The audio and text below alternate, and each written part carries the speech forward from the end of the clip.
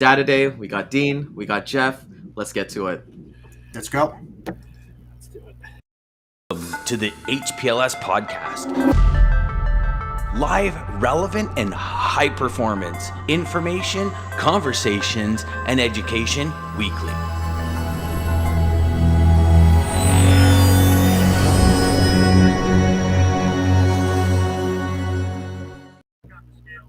Good morning, everybody. We got Dean again this morning. We missed you last week. Ken did an amazing job filling in, but He does. We always miss you, man. We always miss you. How's everything going on in your world? Yeah, good, great, good to be back with you. Yeah, I was in Ireland last week, so I have to say I was staring down quite a few pints of Guinness, and No. yeah, as you do. Turns out only 210 calories per pint, and I lost weight. I lost weight over the week, so there you go. That's awesome. We want to say good morning, Anton. Because you didn't eat. Hey, exactly. You're kind of going from there, right? Didn't have time to eat. Yeah, there you go. It was a lot of You know fun. what? There is calories in beer, right? So you gotta get a little bit in there. But good morning, Anton. Good morning to my sister, Rihanna. Good morning, Lisa. Always here. Lisa. And our boy Scott. You know, like today's Data Day. Yes, Everyone's Scott always is excited for there. I that. wonder what happened to Lisa, because usually Lisa's number one, man. This isn't good. Yeah, I know she's got some competition, man, and you know you were her number one competition, and now she's back to it. So, Data Day, that's what everybody's here for, you know. Like I caught the show yesterday. Dina, it was really awesome to kind of hear the different things going on, but the big thing, you know, let's jump right into it. Hurricane Ian. Fill us in, man. What are you kind of seeing on your end? How can we? We're starting to see some rate movement. I mean, the first thing is there's a lot of truck stops shutting down. I got some alerts from Flying J that 4 had shut down on the East Coast. So you're starting to see some of that network infrastructure shut down. Ahead of that, there's already power outages this morning deep in Florida. So that generally starts to keep people away, because if you haven't got your tanks full and you get caught down there, you're in a lot of trouble as a trucker. So that's the first thing I look for. I got an email from Averitt yesterday. Averett's a big truckload LTL carrier. They're shut down 4 of their terminals already. Till further notice was the wording they used. So there'll be a lot of inbound. I think there'll be a lot of. The big takeaway is always with hurricanes. There's a lot of network congestion, backlog created. All the inbound loads are being held up. Disruption's the word, Jeff. Thank you. There's a lot of network disruption because in truckload world, a lot of people look for network balance, same number of loads in and out if they can. What we're going to see is the inbound loads will, virtually come to a halt, with the exception of some of the FEMA loads from places like Maxwell Air Force Base, where they stage them for the emergency supplies. But a lot of those loads will be round trip rates, so they'll be loaded in and be paid to deadhead all the way back out. That's generally going to be the rule of thumb for a lot of those loads. So inbound loads will fall right away, and then of course outbound loads will just completely stop. But those outbound loads that I was looking at yesterday that were still moving ahead of the hurricane, like Lakeland to Atlanta, up 30 cents a mile in the last 7 days. That's up to about where it was this time last year. So, but produce season's fallen right away. Lakeland still is a good produce market outbound, but we're at the tail end of produce season by a long shot. Rates in the other direction are not worth talking about. There's not a lot of volume moving, so you can't infer too much from there. So lots of if you're trying to move freight out of there, of course, Ryan, the big thing is you're going to pay for it to move freight out of there, and then there's going to be a lot of rate pressure. I think the biggest thing that's going to happen this week is the disruption to the Atlanta market. Yeah. Right? Tallahassee, Tifton, Jacksonville, Miami, Lakeland. Not big markets in the big scheme of things when you think about 135 freight markets in the country at a 3-digit zip code level. Not big markets. Big in produce early in the year, like January, February, March. Lakeland's one of the biggest produce markets. It starts the produce season off. Not so at the moment. But Atlanta is a massive distribution hub for the Southeast. Yep. So Atlanta is a top 5 freight market, a lot of inbound, intermodal, and truckload. So it's a massive warehouse location. A lot of freight's going to be backed up. And there's my dogs going off at our heating oil delivery guy delivering just outside my door. It's all. So Atlanta's going to be backed up, and that means that outbound rates out of Atlanta are going to be very high. I suspect next week there'll be a lot of capacity drawn to that area. and it'll need to move quickly. So there'll be a lot of carriers running back and forward, empty, back into Atlanta. There's a lot of capacity in the market, especially in the spot market. So I think a lot of the excess capacity will be soaked up. That's a poor use of words, but it will be, soaked up into that Atlanta market to relocate a lot of that material. Ryan, what I did notice 2 weeks ago was a lot of inbound flatbed freight into Montgomery, Alabama, the market, right? And Montgomery, of course, is where Maxwell Air Force Base is, where they do all the FEMA staging. Yep. So now I can't connect the two directly and say they were all loads going into that market, but you can always see FEMA repositioning loads into a market that's within about 5 hours roughly of where landfall is going to make. Because you can get to, the Gulf Coast around Houston or to the Florida Panhandle area pretty quickly from that area. The thought occurred to me as this hurricane was emerging this week was, I wonder if they're thinking they've staged their freight too close to where it's going to make landfall.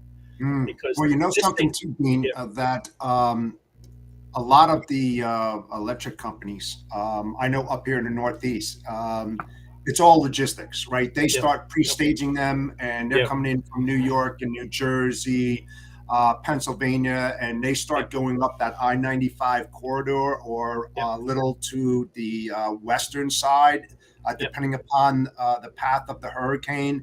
And you can see them from miles, just waiting for it to pass so they can strike, real quickly. Now, to get back to your flatbed and your van, based upon your experience when hurricanes happen and they went into Galveston or into Louisiana, of course, Florida, what kind of impact can we expect after landfall, and how that's going to impact capacity for X amount of time? Because usually it's like 2 to 3 week time, if I remember correctly. Yeah, it depends on what sort of event this is. It looks like being a flooding event, like a water event. More so than anything, it's the wind damage requires a lot of lumber to rebuild because it's a lot of homes get destroyed by the wind. Flooding is a little bit different. It has a different freight mix in terms of the rebuild effort. But the biggest thing with floods, Jeff, is you physically can't get in there. You've got power lines down. You can't get into back streets to deliver to warehouses. A lot of the people that work in warehouses can't get to work. So everything shuts down for at least 2 to 3 weeks in those particular areas. So this will be a major impact. I think in the flatbed market, mostly because Lakeland, where this is going to take the biggest brunt of the storm, is one of the bigger flatbed markets in the country. Surprisingly, it's consistently throughout the year, a lot of flatbed short haul work out of Lakeland. So yes, it'll be borderline impossible to get into this region for it looks like certainly maybe 10 days to 2 weeks. The way this is shaping up and the level of flooding that's going to occur, mainly because you've got very few roads in and out. Right. I think you got 75 and 4 and 95 right at the map. I think they're the major routes. So 4 goes right through Lakeland. So right. So once you start to get limited access, it's very hard to get freight in and out. People can't get to work. You can't get into load or unload. So, and then of course the thing that I started the show with is the shutdown of the truck stops, whether they're out because of power, trucks can't get in there to deliver distillates. So it's going to shut this whole freight market down from the Panhandle all the way down. I think it'll impact it at least for a couple of weeks. But of course I'm out over my skis here. Sorry to use another water analogy, but it hasn't made landfall yet. We don't really know what the total impact is going to be. But the normal pattern for any hurricane is inbound volumes plummet, so do outbound, and then it gradually picks up in the next couple of weeks after that. Yeah, because you figure the flatbed alone, and you're right, they're already getting loaded. They're trying to get around that curve rather quickly. So you figure they're getting loaded, they're getting pre-staged. Now they have to sit there and wait. Now with the floods and everything, they're going to wait even longer, which is going to have an impact on the capacity because the capacity is going to tighten up rather quickly because they're going to be sitting still maybe a week or two before those floods subside. So, I mean, minimum 2 to 3 weeks, could be even more, depending upon how fast they can get in there and unload and then get back up to the Atlanta area. So it's a really good point, Jeff. I hadn't thought about that because what it'll do, it's a bit like the waterbed analogy I've used from the 1980s, right? And I did have a waterbed, absolutely loved it. I'd buy another one today if I could. But when you jump on the waterbed in one area, it just pops up in the other area. right? And capacity's like that, right? Yeah. Capacity moves around. There's a finite amount of capacity when it sort of it'll move from where it is in New Orleans to another market because they can't go where they would normally go. And an example of that is New Orleans to Lakeland. It's a big flatbed market. Rates are up 20, 40. They're up 60 cents a mile in the last 7 days for flatbed loads from New Orleans to Lakeland. So that tells you what the carriers are saying. Yeah, we're not interested in going there at some point. And when you look at telematics data, when you look at the long plot from ELDs around hurricane areas, what you see is this big void, right, where there's no dots on a map in the flooded areas. I remember when the floods, there was one on the East Coast. There was a flooding event. It was a Cat 5 in September 17. I think it was one of those ones. It was a big water event that flooded sort of It was? Okay. So when you looked at the long plot, so we studied it for 2 or 3 weeks. When the hurricane hit, suddenly all of the dots on the map just vanished. And Jeff, it was at like 150-mile radius. There was nothing. You could see some trucks running up and down 95, the interstate guys, but there was nothing east of I-95 in the flooded area. But it took a couple of weeks for the dots to gradually trickle back into the map. And it's because a flooding event, you physically couldn't get in there even if you wanted to. And that's what I think people are going to face this week is if it's a flooding event primarily, and it certainly looks like that, it's going to take a while for people to be able to get back in. Yeah, and you know something too, a lot of these truck drivers out there, even if the water subsides, especially on the coast side, and you've got that salt water coming in, those guys don't want to drive through that salt water, even though they know their truck can, because that salt water can wreak havoc on their chassis and everything, and it's going to cost them a lot of money to flush their chassis out and all this, because they surely don't want to drive around with a soaked salt frame. So it's awful, Jeff. It's awful. The brine they use on the interstate highways today is one of the biggest problems you've got because it eats away all your wiring. Oh, it does damage to the paint. But on my Peterbilt, I've got a stainless steel bumper at the back with 7 LEDs in it, and I have to rewire that every year. Rewire the lights because even though I've got it sealed with silicon, the brine gets in from the roads and it eats away the wiring. It's absolutely devastating. So it's a really good point because if you run into that area, you'll have to hit a truck wash, and there's $120 to clean it off. Yeah, because a lot of these guys are using this paint called Emeron, and it's an acid-resistant type paint that you could literally take your battery, crack it in half, and pour it on the frame, and it's not going to do anything. And it costs a hell of a lot of money to put that on a car. I can't even imagine what it would have cost to do that to a frame of a truck.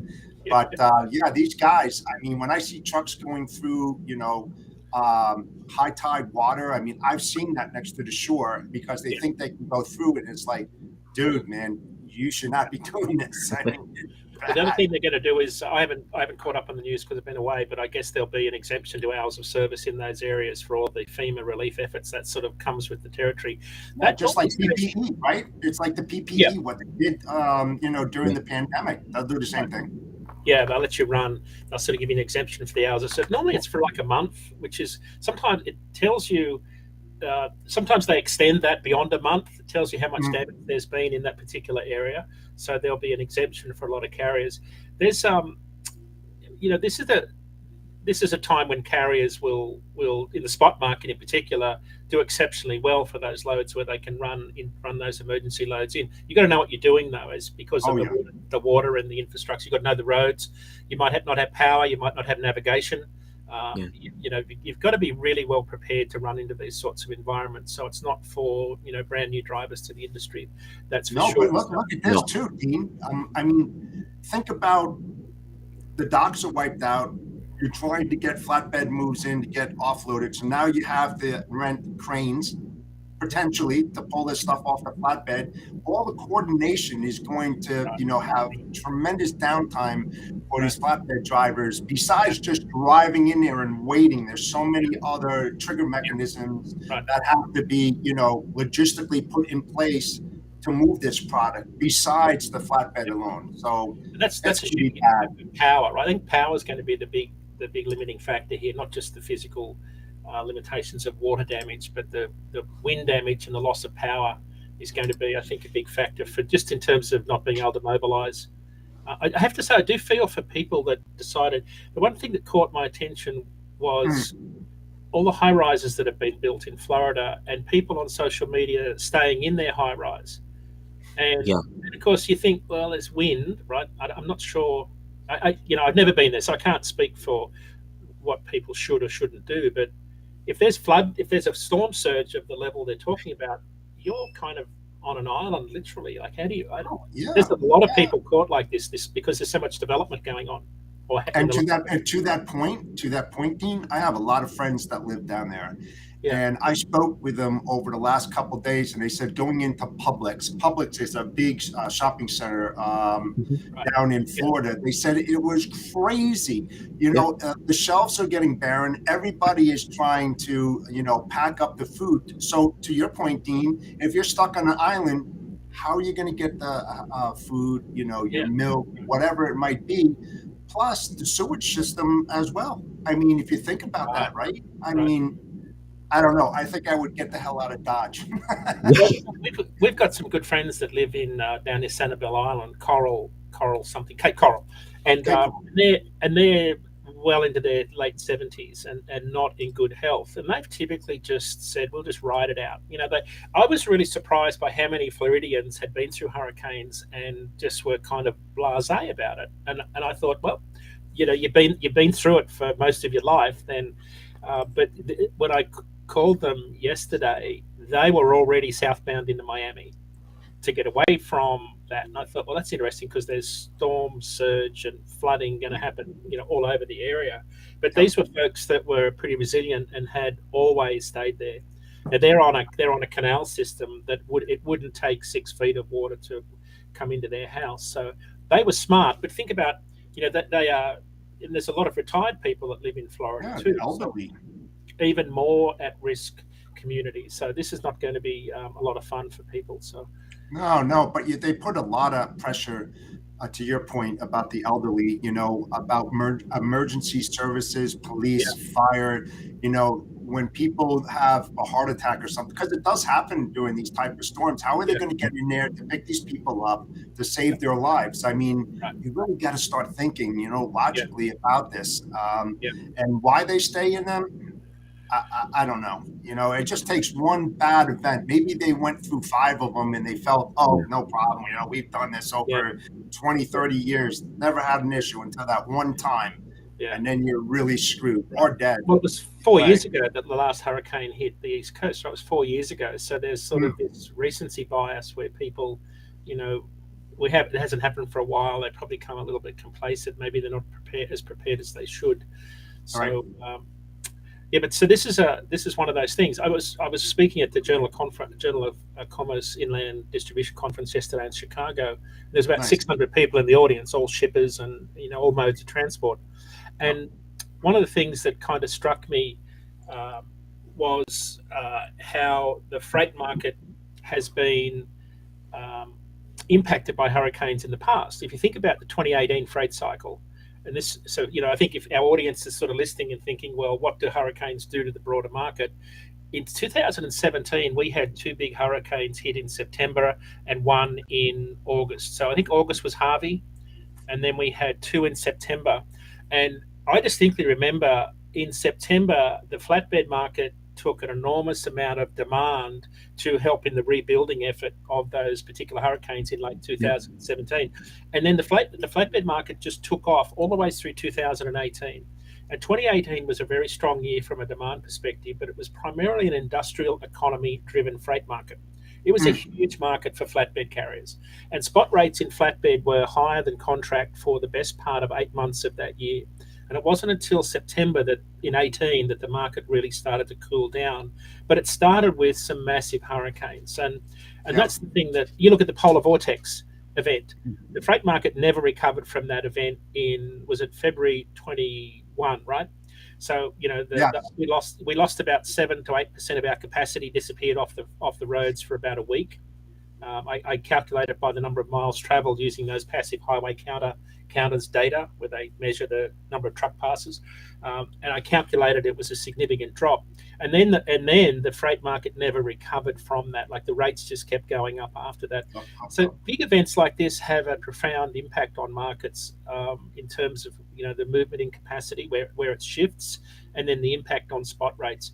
I think the one thing I'm very cognizant of is that we've been forecasting that spot rates at about $1.85, excluding fuel. So these are line haul spot rates at $1.85 this week.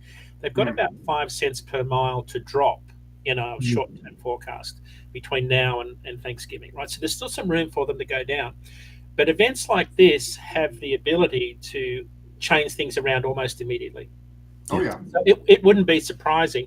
A lot of isolated events can become regional events. When they become regional events, they have the tendency to create this inflationary effect on national rates. Right? It's a bit like port volumes that surged into the West Coast. It was like the pulse of the entire trucking industry, from an import perspective. Even though imports only account for about 10% of all truckload volume, just the volume of freight hitting small port markets, I would say small in terms of volume, small geographically, it had a profound impact on national rates because the volumes and rates were so good out of those areas, and it attracted capacity in to take advantage of those rates. So I'll know Sunday morning when I crunch the numbers what the impact of this week will be. On next week's show, we'll be able to dissect exactly what the impact will be of this particular event. Be interested to see if it moves the needle nationally. It could do. I think there's a good chance it will, because of the Atlanta Southeast market in particular, because that's just a huge freight market for everybody. Because railroads will be impacted. You've got Florida East Coast, some big short line railroads running up and down there. They will be impacted considerably. So the Florida Railway, CSX, Norfolk Southern, all down there. But you know what? When you think about this logically as well, right? So the capacity starts tightening up with the flatbeds because they're all inbound to Florida and up and down the East Coast, right? So the shippers can't normally ship what they normally ship during the week, every day or whatever, right? So they're sitting on that supply, right? That product until the flatbed opens up. Now they get pounded. So, a 3-week event becomes a 6-week event because now they're offloading that FEMA and response supplies, and now they have to go to the customers who are open that can ship. Now they're getting loaded and going out, as soon as possible. And the increase in the number of shipments are going to just explode. I mean, you can just see it logically, because what goes in has to go out, and it's going to tighten up real quick. Yeah.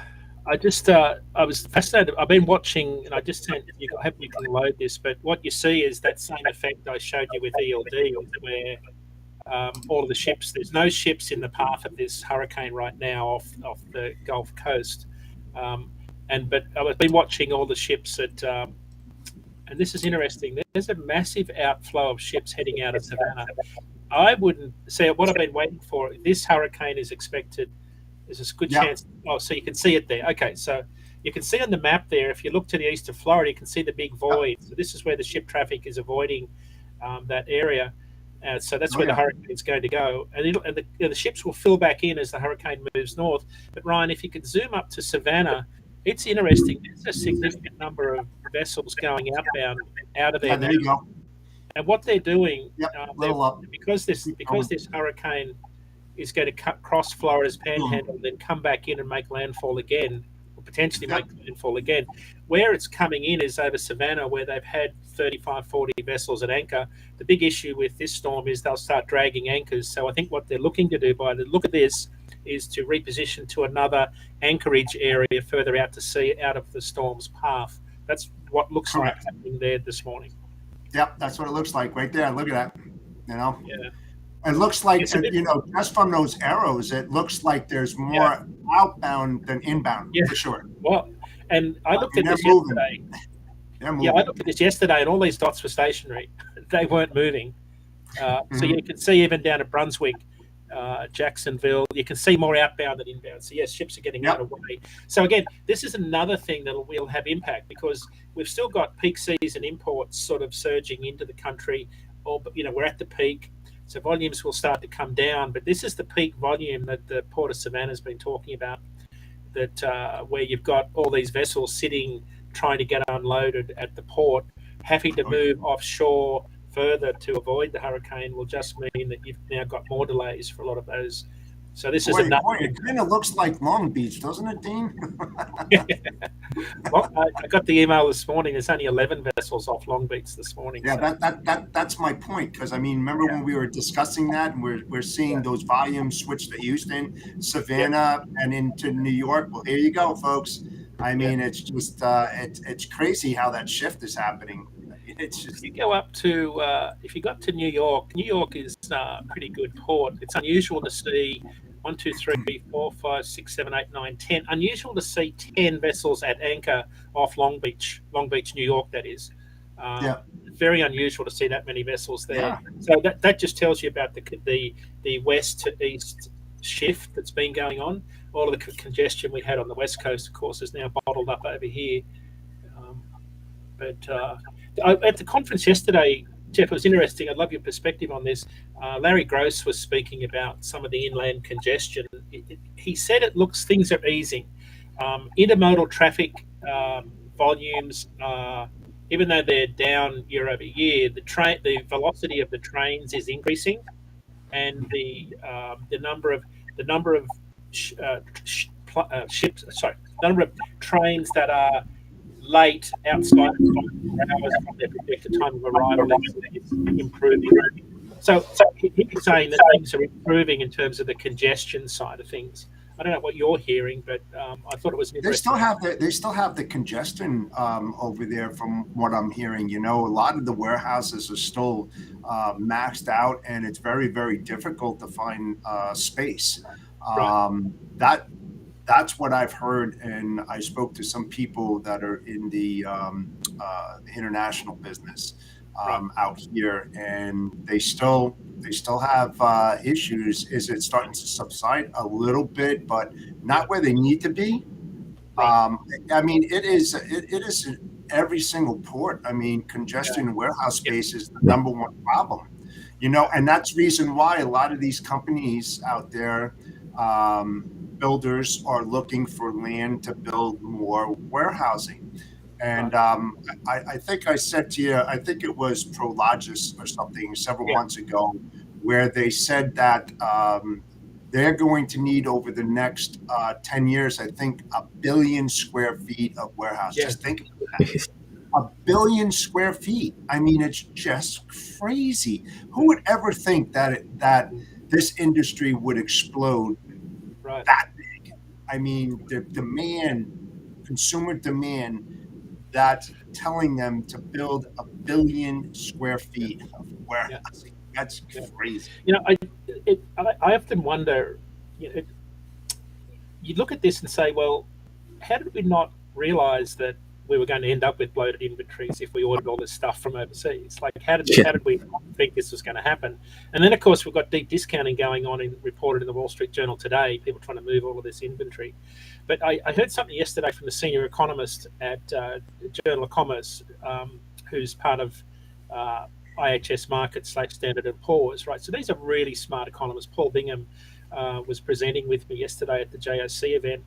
And he was talking about next year, because I've been very concerned about demand next year. Because if you take the excessive inventory, high inflation, deep discounting, you can kind of read the tea leaves and see what's happening. So I think, reasonably good year from a freight perspective this year. I'm more worried about next year. And what Paul said was he expects a recession, and a lot of senior economic forecasters are talking about a recession in the early part of 2023, which is somewhat manufactured, right? So we are. This has been created to try and take the heat out of the economy. What he did say, I thought was fascinating.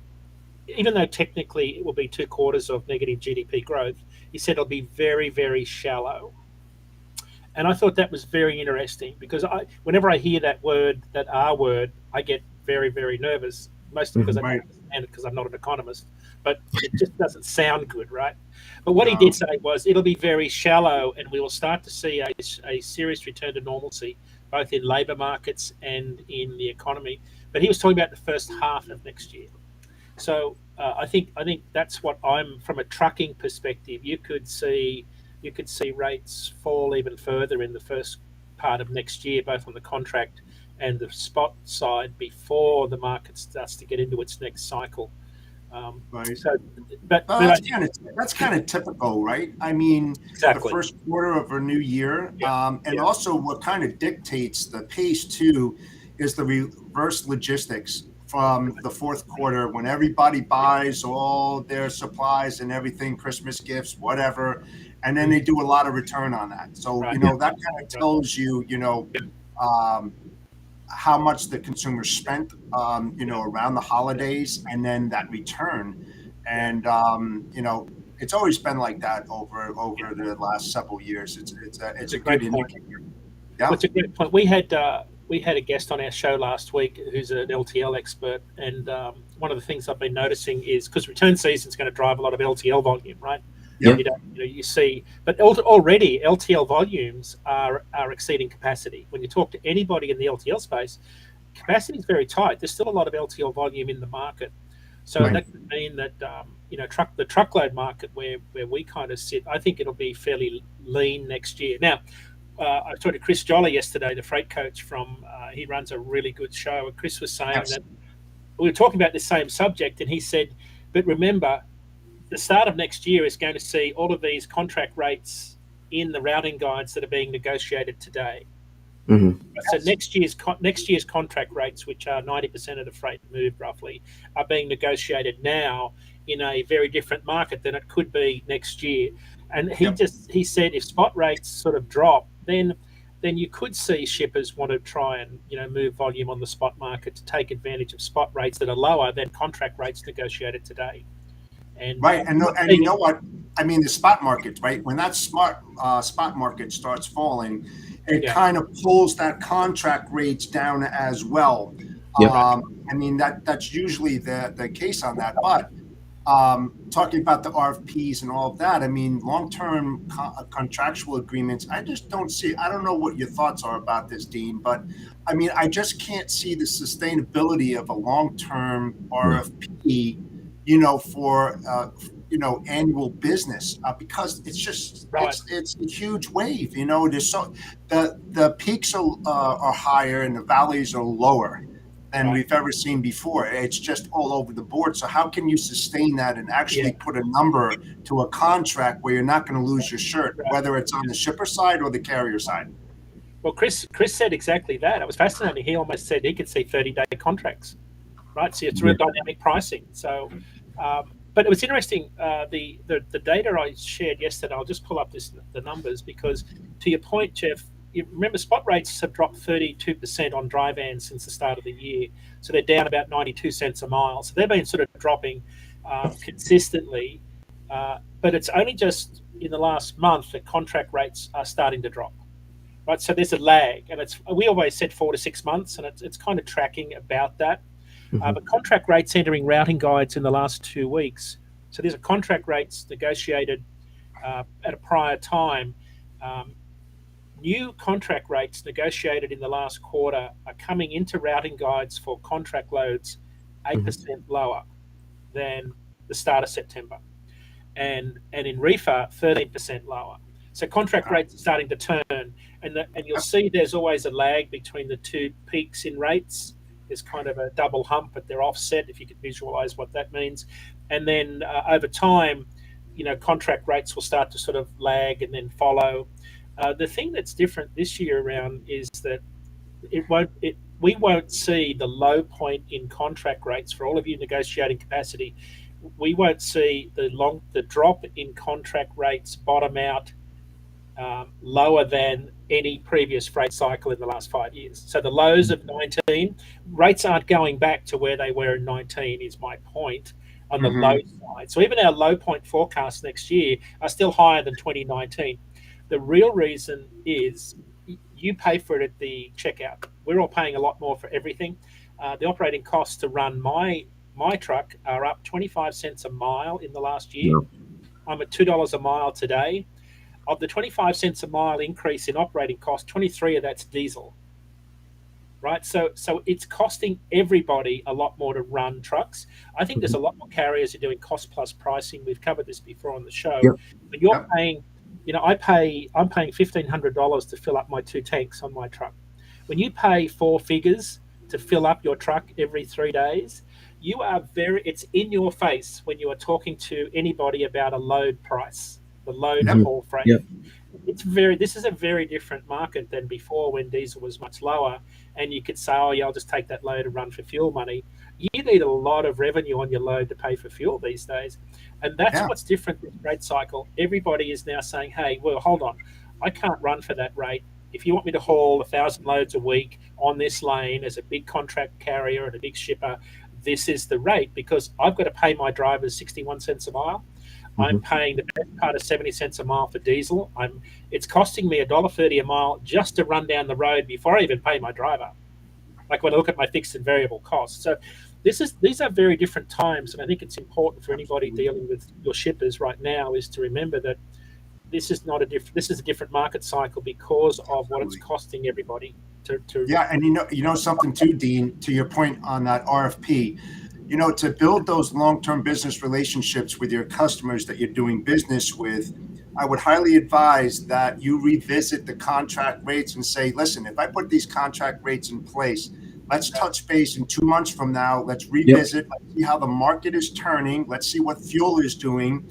And if we need to adjust, we will adjust, because this will help out the carrier as well as yourself. Right. And it will build a much longer term relationship by doing so. Are you okay with that? Just be totally upfront. Because the thing is that if you don't work with the carriers and the carriers are losing money, they're going to jump ship and they're going to come back and say, you know what? Listen, I know I gave you these great rates and everything, but I looked at my OR and it just went up 14%. So, it's the cost of goods sold, COGS, right? I'm going to have to raise your prices. If you want me to continue moving your freight, it's going to happen. It's going to happen, because you can't work in a negative environment. I mean, no. You can't. Well, nobody wins in that point, right? Like you're there's no reason to work, if you're just in the negative completely, right? And you're hurting yourself. You're hurting yourself. You're kind of cutting yourself. You're cutting your arm off. And one thing I've kind of learned here is that, like some customers and prospects I've reached out to, they've already completed their RFP cycles. They're ready to go basically November 1st, December 1st. And it's like, well, hey, we're going to have these conversations, because a big thing too is like getting to the next point, kind of segueing a bit, but like Canada dropping their vaccine requirement October 1st. They're one of the last countries to do it. And I know personally, because I do quite a bit of cross border, is, hey, those Ohio markets, those PA markets, those short haul markets, we've saw those rates really increase. Like we're paying like maybe 25, 26 USD to Toronto or something like that. And it's just not feasible anymore. So I know everywhere we've had the impacts, but those have really had it too. So you got to, just for everybody kind of watching today, like have these discussions with your customers. I personally, I don't know if you guys kind of do this too, but I send Wednesday, like the YouTube link, I send them to my customers and, hey, take a look at this point, timestamp 5 minutes and 20 seconds or whatever, when Dean's talking about this or anything like that. It's just beneficial for yourself to be educated. Yeah. Get as much. I mean, I tell you, one of the good shows that it's a really good show. It's a shameless plug for our own organisation, but Freightvine, right? So Freightvine is we have our chief data scientist is Professor Chris Kaplis. He's also a professor at MIT, but he does a podcast every 2 weeks called Freightvine, where he has a shipper on. So he has one of our shipper customers on, talking about their world. And he had Newell Brands on just recently talking about how they've adapted during the whole pandemic. So it's a great podcast. Odd Lots is another really good podcast. There's a lot of great podcasts that you should be listening to. I think I just soak in information from every possible source I can, because you just never know what you're going to pick up that might just change your view of the world or give you a nugget of information that might help you in a sales discussion. It's one of the great benefits. Yeah, absolutely. In this business, you learn every day. I don't care how long you've been in the business, but if you're not learning something new every day, you're not learning anything. I mean, You need to do that. You need to get, instead of having your single perspective, you need other perspectives as well. So then you can gather all that information and make a logical assumption based on that and saying, here's what I think based upon what I'm hearing, you know? Yeah. So it's a great point. Everybody should be doing that.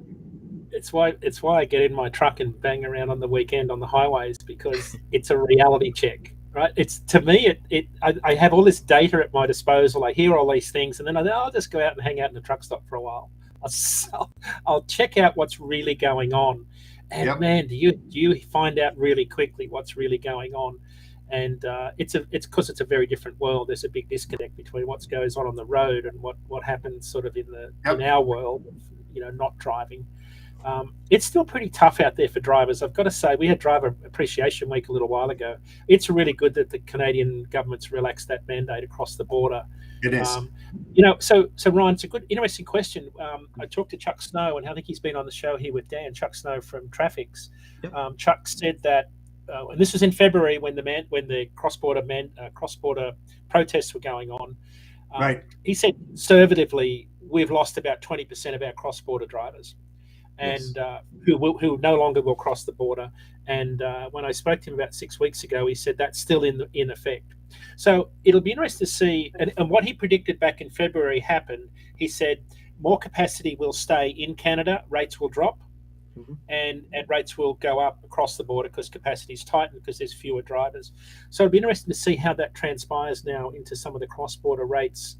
Now that more cross-border capacity in terms of drivers is coming back into the market. That's certainly really good news for the cross-border market. Yeah. Yeah. And what I kind of saw in February too, just to go on that point, like I've had prospects that I've never talked to, like, you know, like talked to on the phone. Like I just sent out an intro email and that was it. No reply, no nothing. Them reaching out to me for capacity, you know, and then we're kind of seeing people just kind of go back to their usual carriers because now the capacity will kind of come in. You're right, because like my mindset was that when this whole vaccine thing was that everyone kind of made a big rah-rah about it, like, hey, shelves are going to be empty, you know, it's going to be a big thing, everything will slow down. But I personally, like, we didn't see that in Toronto, you know. I don't there's never been a time I went to the grocery or went to anything and anything was completely out of stock. But we saw that in terms of freight, right? The pricing, right? You look at, let me look at like an example here in Wisconsin, like either a can of baked beans, like a truckload of baked beans, they were put on the back shelf, right? Because they're such a low cost item, right? Compared to like the other things, like let's say construction that's moving, that had to move urgently, right? So those things had to take a back seat in what I personally seen, and they've just kind of went with the lowest, cheapest option, like, hey, this can sit, you know. So it's kind of like going from there. Yep. So one of the lanes that we talked about on the show was we called it Auto Alley, Laredo to Toronto, with a lot of the cross-border auto parts. Yep. And so when we talked about this in March and April, rates were excluding fuel, northbound $3 a mile, and historically it's been about $1.30 a mile. So they doubled, more than doubled when the cross-border protests hit. They are back at $1.55 today. So they're back around the long-term average on that northbound lane, which tells you something about how now that's spot market capacity, right? So when you look at the rate directionality of a spot market, the spot market tells you about how tight capacity is on the contract market also, because when your contract carriers can't find drivers to run south, you've got fewer trucks to run north out of Laredo, and it flows over to the spot market. So the spot market's like a very reactionary market to how the broader market's working. Those rates have come right back down to normal. The other one was Detroit. Detroit really suffered from a lot of that steel movement, and it's back to $944. It's back to $802 a load. So that market has calmed right down also. But yeah, that market took an absolute beating anywhere around March, April, as that capacity just vanished from the cross-border market. Yeah, and even to that, because we do a little bit of LTL, like 2-3 pallets every week, out of Laredo back into Toronto, and what we've seen, we've used like the LTL carriers, like a Polaris or like a Dan Ross and stuff like that. They're having trouble finding partners, like their carrier partners in those areas to pick up. So like our service has kind of gone down, but they've kind of understood that, hey, the rate, the difference between the LTL carrier and actually putting it on like an LTL consolidation truck, it's too much for them, and then with the cost of goods to actually go ahead and put it on there. So everywhere's kind of feeling that. Like I've personally seen the struggles with, like, let's say the Polaris, the Dan Ross, the Sayas, and things like that from their end. Yeah, look what Dan said. Dan said that months ago. Remember, I think he mentioned Challenger. which is a huge, right? Challenger is a huge carrier up there in the flatbed. And he said, you know, in the Edmonton area or the surrounding areas around Edmonton, it was tight. Couldn't find any flatbeds or anything. I mean, it was just bad. I mean, real bad. And now things are starting to open up a little bit. I think Challenger got bought out, right? I think they got acquired by a different company, or I'm probably thinking of somebody else. Challenger? Yeah, part of it did, right? Part of the company did that. Yeah, part of the company sold it. Yeah, I can't remember the company name though. Yeah, I can't forget. No, I remember him saying something about that. Fast Freight. It was Fast Freight. And Fast Freight's like a TL consolidated company as well. Mm-hmm. So just on that LTL, we had Nicole Glenn on our show, and I don't know if you wanted to watch it, but the week before last, on September 20, we had Nicole Glenn. She's an expert sort of in this LTL space. She was speaking about that same challenge. It's a very different market. They've had a lot of challenges, they've had to deal with in the last couple of years. That's the thing that surprised me, is how busy the LTL carriers are. I suspect they're challenged too by the mix of freight and the driver issues. Issues. I say issues. It's trying to find drivers. A lot of drivers retired. In the last couple of years, everybody's struggling to try and find drivers that are willing to work. Especially with the LTL too, right? That can be a little bit tricky, right? If you got these multi-stops and everything like that, and got to bring it to a DC, like just that kind of aggravation that goes on with LTL, it even makes it more difficult. Yeah. Yep. I saw something that's kind of worth talking about. It's not a data point, but I was watching a video of a trucker last night, and he was videoing a forklift in a truck stop. It was in Sapp Brothers in Denver. I wouldn't say the ground is very level, but anyway, he had a jersey barrier. You guys all know what a jersey barrier is. I'm not sure if that's a New England term. The big concrete barriers they use to divide roads. Oh yeah, sure. Dividers, yeah, concrete dividers. Yeah, they're called jersey barriers here in New England. That's probably the wrong term nationally. But anyway, the forklift is bringing the jersey barrier over in the truck park, and he puts the jersey barrier in front of another truck who's in bed sleeping. The driver's sleeping. And he blocks the guy in because they didn't pay for the parking and they didn't buy any fuel. And so you think, wow, that's a bit mean. So how do you avoid that? Well, if you've got a bull bar, or what I think you call them a brush bar here, that's pretty easy to push it out of the way. But the point is that this is what things have got to for truck drivers. You don't think about this much now, but they're now being pushed to pay for parking everywhere they go. And if you think about it, if you haven't bought $50 worth or 50 gallons worth of diesel, I can totally understand why the truck parking location is wanting to say, hey, we're not a public parking space, which is how it's been viewed historically. This is a really big change that's been going on for the last 5 to 6 years. So now you've got to add another $150 a week to the cost of moving freight, because drivers have got to pay for parking every single night. There's another cost that drivers have got to go through. Not only is parking limited, the parking that you do get, you've got to book and pay for. And there's so much that's changed in our industry over the last, certainly in the 22 years I've been here. It's just been unbelievable, the amount of change. It's a hard job, and this is why long haul truckload capacity, I think, will be tight forever. It's such a hard job. And it's such a difficult job to keep drivers, and the companies really struggle to get drivers the miles they need, because shippers keep them. One of the things, if you listen to the ATBS webinar last week, ATBS is the premier accounting financial firm out of Denver for owner operators and small fleets. Last year, if you remember, last year, carriers made owner operators average income was about $70,000 a year. That's profit. Before tax. This year it's about $69,000. It's about $1,000 left. So revenue was up 23% last year. Costs were up 26% last year. Miles were down 11%. And the overwhelming response to miles being down was we had to spend more time unloading and loading at shippers and receivers. Yeah. And of course, that's always been an issue. It's bigger the DC, the more windows that they got open, the longer they're going to stay there. Which is they don't see any urgency about doing it. It's more advantageous for the shipper, or the consignee, to take their time, and instead of just taking those pallets and put it on the staging dock for outbound, They take it and they run it right into the inventory and they put it right into the racks, instead of trying to offload real quick and do that later. It's ridiculous. Yeah. And it costs them money. It costs them money to do that. They don't realize the detention and everything. It's ridiculous. Because the driver turnover gets baked into the operating cost that goes into the next RFP. So, and you end up on the 4-letter word list. You don't want to be a shipper on that list because you're going to find it hard to get trucks to do anything for you. Anyway, the point of the webinar was that carriers are still doing really well, despite all the doom and gloom and all the clickbait media. Carriers had a really strong year on the non-public company side because the public companies have all been very open and transparent about how well they're doing. They've had a really good 18-month period up until June this year. I don't see that changing. And owner-operators who, of course, were forecast to be decimated 3 or 4 months ago, that hasn't happened because, again, they had one of the best years they've ever had financially. And one of the things that has happened, we talked about it on the show, after such a good year financially, anecdotally, I was seeing drivers say, you know what, I'm just going to sit at home and ride this out. I am not going to go out and because they can afford to. Last year was a very different year for carriers. It was one of the best years financially. So our trucking industry is in really good shape. I think what the next trigger we want to watch for on the show in terms of where rates go next year in the spot market is when we start to see new truck order cancellations.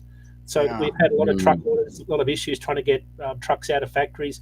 We saw it in 2019. If you remember, we had record orders in 2018. Then we saw cancellations start to creep in. And it's not a bad thing. I mean, because it'll help moderate the supply of trucks coming into the industry. We are only slightly oversupplied right now is how I view the market. We have an excess of trucks, but it's not crazy like it was in 2019, right? So yes, we have an oversupply of trucks in certain markets, but things aren't as bad nearly as what some in the media would make out. So I think the trucking industry is in pretty good shape. The first quarter of next year is going to be a real tell, I think, in terms of what next year shapes up as. You know something, Dean, just real quick, to go back to what you're talking about, drivers, parking, there's expenses and stuff. You know what I've been seeing lately? I've been seeing, especially on I-95 and 80, these drivers are pulling over in the emergency lane, and I'm seeing more and more of them lined up at 11, 12, 1 o'clock in the morning, sleeping there to kind of, cost avoidance. We're actually seeing that in Toronto, too. Yeah, you're seeing more and more of that. It's the unintended consequence of the ELD mandate, right? Where to avoid a violation, you can't move the truck. They call it the ELD crawl, right? Because if you can crawl along at under 5 miles an hour, you won't trigger the ELD on duty status. So a lot of guys, so you'll see them in traffic crawling along at under 5 miles an hour, so they can conserve time. It's absolutely madness. Yesterday in Chicago, I saw this truck pulled over and it was a breakdown lane, but it was a little bit wider than normal on the top of a bridge, and it was a bizarre. It was on 94 South, just next to Chicago's downtown. And I thought, what's this guy doing parked right there? Anyway, all the curtains were drawn at like 10 o'clock in the morning. And I thought, he's taking his break on the side of the freeway. And you see it. I spoke to Mass DOT downtown here about this, because when the ELD mandate came in, I saw an uptick in the number of drivers at 7 hours and 59 minutes pulling over for their half-hour break, realizing they were about to go into violation because they didn't have their 30-minute break. And they would pull over almost on the fog line and they'd be sitting there having their 30-minute break. And it's one of those unintended consequences of the ELD mandate, which is it hasn't made us safer. It's caused drivers to rush more, take more risks, compress more work into a finite window. But if you look in the insurance world, one of the longest tail claims outside of work comp is the high-speed rear end of a parked truck on the interstate. Because when a car hits the back of a truck, those claims go on for years, and litigation is. And you know what? I remember when they installed the ICC bar. Because a lot, to your point, cars were going underneath the back of the truck, and as gross as it is, people are getting decapitated because they're hitting these trucks at 50, 60 miles an hour. And that's why they wanted those impact ICC bars down the side of the trailer too, so they don't go underneath that. Like, what do they call them? The skirts, I guess, on the side. like Yeah. an ICC Underrun bar down bars. here? Yeah, ICC bar is what it is. Yeah. So yeah, so this gives you an insight into why drivers see a disconnect between, yeah, we want you to be safe and productive, yet you go out on the road, you think, how do I deal with all this? I've got limited parking opportunities, not enough rest areas. I get into violation. I could lose my job if I go over 8 hours and 1 minute. It's absolutely madness out there. So Yeah, that's why you're riding a double-edged sword. That's what you're doing. You're riding a double-edged sword. It's damned if you do and damned if you don't. exactly. It's terrible. Yeah, we definitely see that here, and we're gonna wrap it up here because I know everybody's kind of getting ready to actually send this off to the day. Dean, before we let you go, I know next week is a huge week for DAT. You can tell us a little bit about DATCon. We can mention it last week, but if you can give some details, are you gonna be doing the show next week from there, or how are we doing that? That's a good question. I hadn't thought about it. I'll be in another time zone. No, I'll be on. No, I'll be here. I'll just be in a hotel room. So yeah, Perfect. no, I wouldn't miss this for the There you world. go. So yeah, DATCon is our user conference. We haven't had it for 2 years because of the pandemic. We have, I think, about 230 people registered now. Maybe it's probably more. So it's our user conference. It's where all of our customers come. We've got a bunch of speakers lined up where we talk about what's happening in the spot market world, the contract freight market. We've got Shipper Day is Wednesday, so a lot of our shippers are coming in just to talk about the shipper side of the world. That's Thursday good. will be more on the other side. Tim DeNoyer is going to be there from ACT Research. They're our long-term forecasting partners. We've just today we'll be announcing a partnership with them where they're the dominant player in the truck and trailer order space. Nice. Tim's also a really good long-term forecaster, and he's going to be doing a session on what the long-term outlook looks. When I say long-term, he's talking 3 to 5 years, what the market looks like based on the supply of trucks.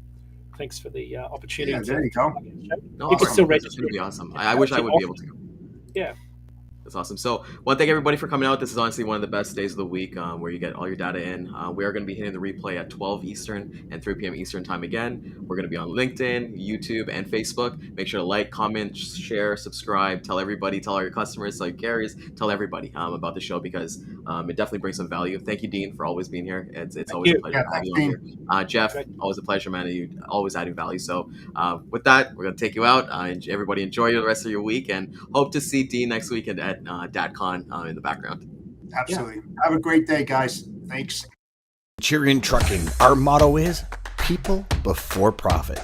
Today's market requires more transparency, consistency, and focus on what our clients need to win. Centurion Trucking and American Logistics are poised to help their clients achieve and surpass their targets. If you're looking for a team that honors your needs, dreams, and aspirations, then get a hold of Daman at American Logistics.